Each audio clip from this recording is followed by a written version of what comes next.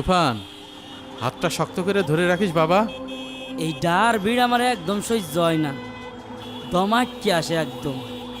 ভয় পেও না আব্বু, আমি আর শাশু তো আছি। খবরদার, আমাদের হাত ছেড়ে এক চুলও নড়বি নে। এ জায়গা ছাড়াছাড়ি হলি বিপদ হবে না, বুঝছিস? শাশু, ওই দেখো রাস্তা, চলো পার হই। আরে আরে সামলিয়ে সামলিয়ে।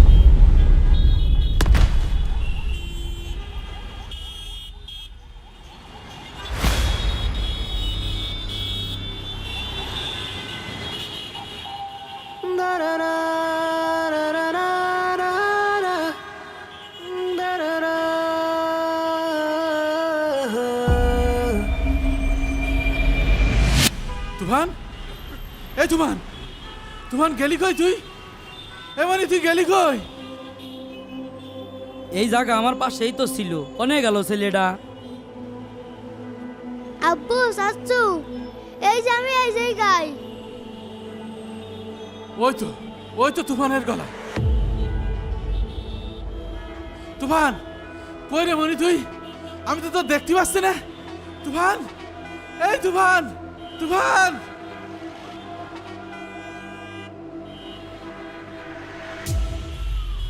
ও সাইদুর ভাই, কি হয়ে গেল? আমাকে রে তুফান কোনে গেল? ও সাইদুর ভাই। করিম, আমি এখন কি নিয়ে গ্রামে ফেরবো রে?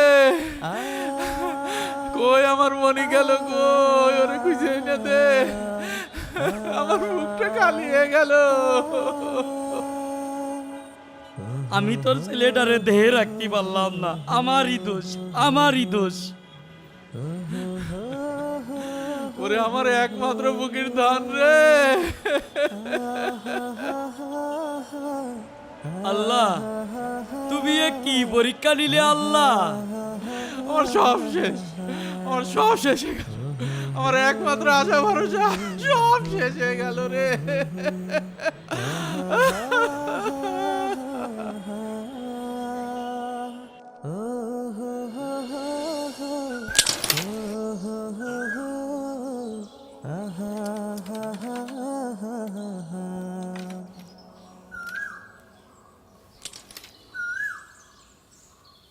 গাইবান্ধায় এক মর্মান্তিক ট্রেন দুর্ঘটনায় সাইদুর ভাই, হারিয়েছে এক শিশু। প্রায় 8 থেকে 10 বছর বয়সে এ জায়গায় তো শিশুটির দেহ কি হয়েছে? ভিন্ন হয়ে যায়। এই ছবিটা দেখে, মাকে তা এখনো পর্যন্ত গাইবান্ধায় একটা ট্রেন দুর্ঘটনা হয়েছে। এ তো এ তো এ তো আমার তুফান, এ তো আমার বাপজান।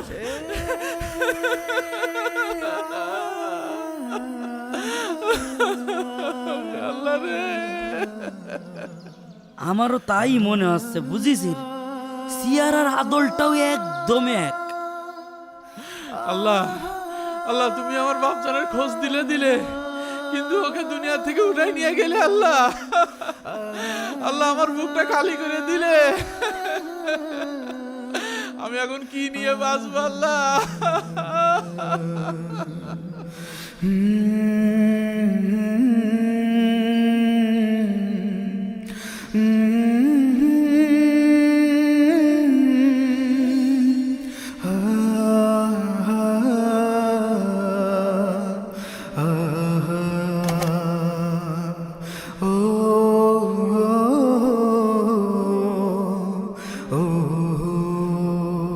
দেখুন, লাশটা শনাক্ত করা কঠিন, চেহারা প্রায় থেতলে গেছে। ঠিক পরিষ্কার করে বোঝা যাচ্ছে না, বুঝছিস সাইদুর ভাই? না, আমি আমার ছেলেকে চিনবো না। এই আমার তুফান। কিন্তু এই ছেলেটার বয়স তো একটু বেশি মনে হচ্ছে। আপনার ছেলের বয়স তো অল্প ছিল। সাহেব, আমার বুকের ধান আমার দিয়ে দেন। আমি নিজ হাতে ওর দাফন কাফন করতে চাই। সাইদুর ভাই, মাথা ঠান্ডা কর, যদি আমাদের ভুল হয়। তুই চুপ কর, আমি বলছি এটাই আমার ছেলে। ঠিক আছে, আপনি যখন এই ছেলের বাবা দাবি করছেন, লাশটা নিয়ে যাওয়ার ব্যবস্থা করুন।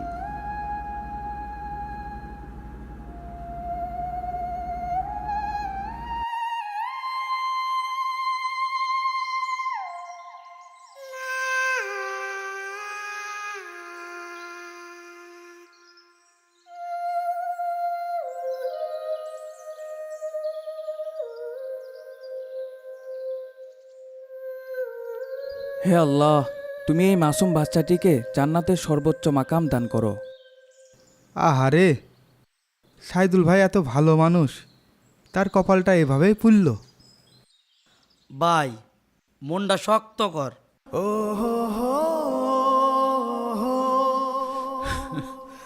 এখন বুকটা হালকা লাগছে করিম। শান্তি এই কষ্টের ভিতরে। হ্যাঁ করিম, এতদিন তো জানতাম না ছেলেটা বেঁচে আছে নাকি মরে গেছে। এখন অন্তত নিজের হাতে কবরেতে শোয়াতে পারলাম।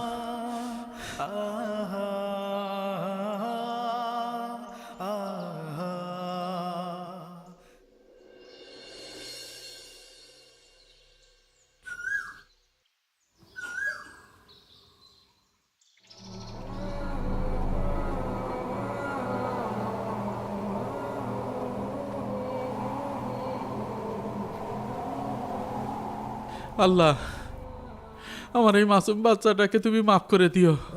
আমিন। আল্লাহ তোকে জান্নাতবাসী করুক।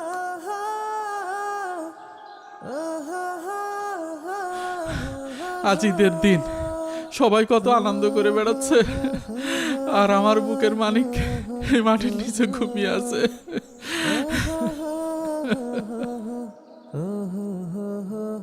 ধৈর্য ধর সাইদুর ভাই, আল্লাহর হুকুমের উপরে তো আর কিছু নেই।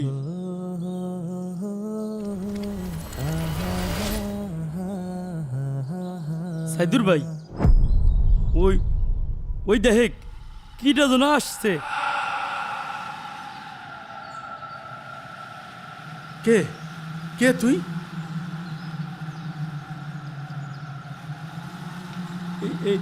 এই চেয়ারটা তো একদম তুফানের মতো। লা ইলাহা ইল্লা আনতা সুবহানাকা ইন্নী কুনতু মিনাজ জালিমিন। ও আল্লাহ, এটা কিভাবে সম্ভব? তাহলে কি ও কবর থেকে উঠে এসেছে? কাছে আসবি না, তুই যাই হোস, চলে যা। আব্বু, চাচ্চু, তোমরা কবে এসে কি করছো? আমি এমন ভয় পাচ্ছ কেন? ওই তো আমার তুফানের গলা। এ কোনো আত্মা নয়। কিন্তু কিভাবে?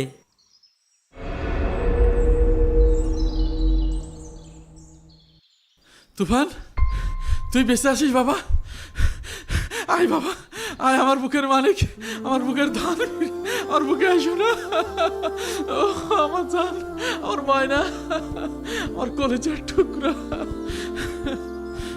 আর তোর আমি কোথাও যেতে দেবো না শোনা, আমি আর কোথাও তোকে ছাড়বো না। এ তো দেহি রক্ত মাংসেরই মানুষ। আল্লাহ, এ কি অলৌকিক কাণ্ড! আরে সাইদুল ভাই, এ কি? এ তো তোমাদের তোফান। তাহলে কবরে কে? জানি না এই কবরে কে, কিন্তু আল্লাহ আমার কলেজের টুকরাকে আমার বুকে ফিরিয়ে দিয়েছে। আল্লাহ দেখাই দিলেন তিনি মৃত এবং জীবিত মানুষের মালিক। নিশ্চয় আল্লাহ সর্বশক্তিমান। তিনি মিথ্যাকে সরিয়ে সত্য প্রকাশ করেন। তিনিই শ্রেষ্ঠ পরিকল্পনাকারী।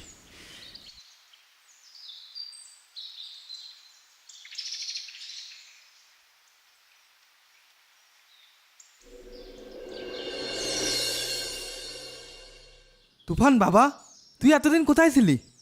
আমরা তো ভেবেছিলাম। আমি তো ঢাকায় ছিলাম চাচা। ধা একা একা অনেক কি এত্তিস। আমি একটা গ্যারেজে কাজ জুটিয়ে নিয়েছিলাম চাচ্চু। কিন্তু একটা ফোন তো করতে পারতিস বাবা, আমরা কত চিন্তায় ছিলাম তুই জানিস। মোবাইল তো ছিল না আব্বু, আর বাড়ির ঠিকানা আমি ঠিক মতো মনে করতে পারছিলাম না। তালি পরে আজ হঠাৎ গ্রামে ফিরলি কিভাবে? ঈদের সময় এক ট্রাক ড্রাইভার চাচা এদিকে আসছিল, তিনিই আমাকে পৌঁছে দিলেন। এ তো আল্লাহর রহমত। আল্লাহ তোমাকে আমাদের কাছে ফিরিয়ে এনেছে। হ্যাঁ, আমার আল্লাহ আমার ছেলের জীবন বাঁচিয়েছেন। আচ্ছা আব্বু, একটা কথা জিজ্ঞেস করি? হ্যাঁ বাবা, বলো, যা জানতে ইচ্ছা করে বলো। তোমরা সবাই আমাকে দেখে এমন ভাবে চমকে উঠলে কেন, যেন কতদিন পর মরা মানুষ দেখছো?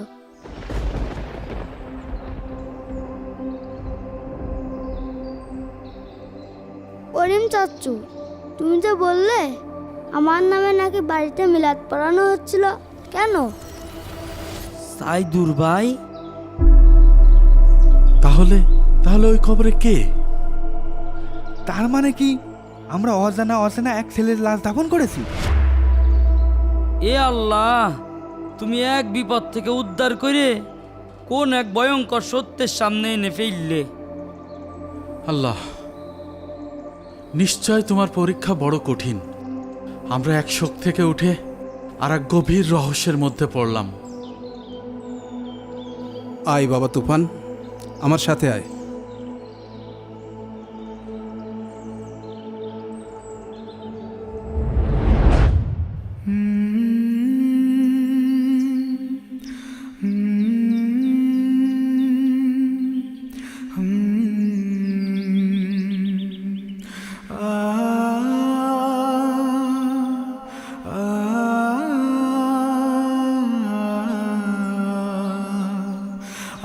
ইদ্রিস চাচা, আমরা আবার কবরস্থানে কেন?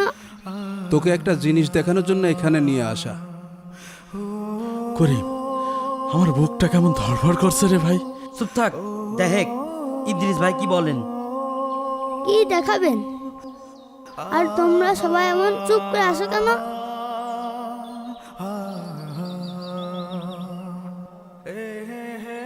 দেখ বাবা, এটা তো নতুন কবর, এখানে কার কবর দেওয়া হয়েছে?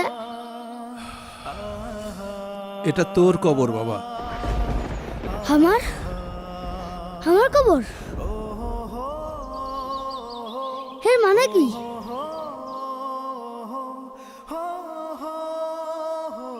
বাবা তুফান, আমরা তোকে মৃত ভেবে এখানে দাফন করেছিলাম।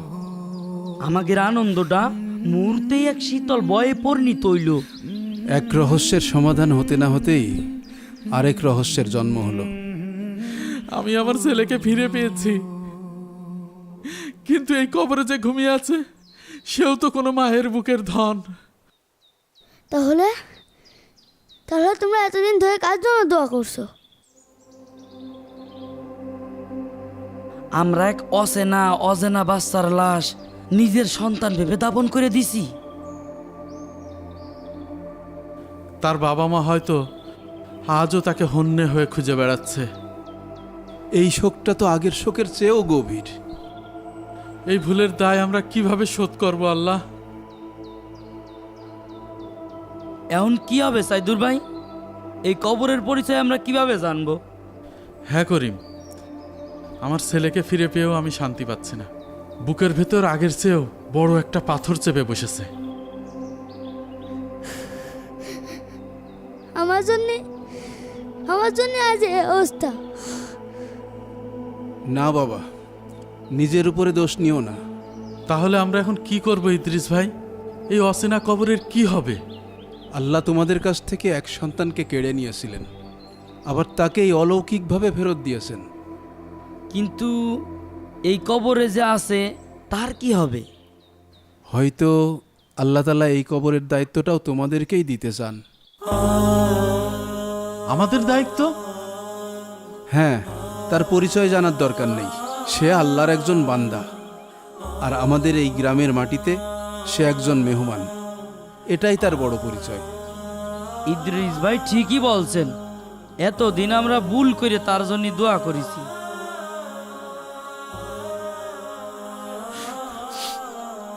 না, আজ থেকে আমরা জেনে বুঝেই তার জন্য দোয়া করব। আমিও করব আব্বু। হ্যাঁ, আল্লাহ হয়তো দেখতে চেয়েছিলেন তোমরা শুধু নিজের সন্তানের জন্যই কাঁদো, নাকি আল্লাহর অন্য বান্দাদের জন্যও তোমাদের মনে মায়ার জন্ম হয়। সে যেই হোক, আজ থেকে সেও আমার আর এক তুফান। এক ছেলে আমাদের সাথে ঘরে থাকবে, আর এক ছেলে এই কবরে আমাদের দুয়ার অপেক্ষায় থাকবে। এটাই হয়তো তোমাদের জন্যে আল্লাহর কঠিন পরীক্ষা ছিল। ঠিকই বলেছে ইদ্রিস ভাই, আমরা এই পরীক্ষায় হার মানব না। আমরা দুজনাই তার জন্য দোয়া করব আব্বু।